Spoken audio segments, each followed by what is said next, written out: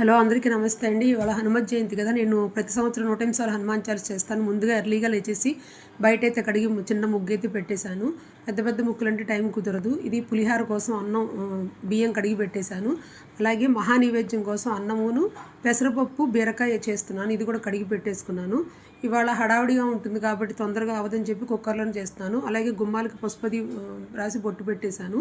ఇంకా బీరకాయ ముక్కలు కొంచెం పచ్చిమిర్చి వేసేసి ఈ అన్నము పప్పు ఒక కుక్కర్లో పెట్టేశాను.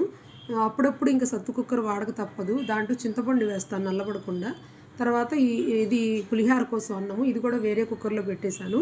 ఇంకా 2 కుక్కర్ వచ్చేలోపు ఇక పులిహార కోసం చింతపండు అయితే నానబెట్టేశాను. నేను డబ్బా పులిహార కోసం చింతపండు నానబెట్టాను. డబ్బా బియ్యం అనమాట.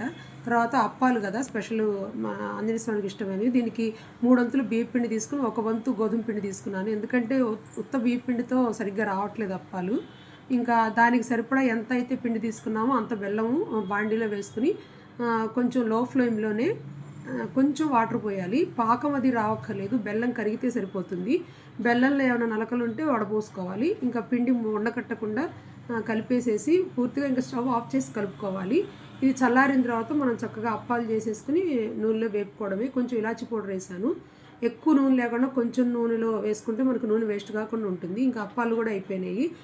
పులిహార కూడా కలిపేశాను. చింతపండు పులిహార, పప్పు కూర, క్యారెట్ కూర చేశాను. చారు కూడా పెట్టేశాను. అన్నం కూడా అయిపోయింది. ఇక స్పెషల్ ప్రసాదాలు అప్పాలును పులిహార కూడా రెడీ. ఇంతేనండి వీడియో. Thank you.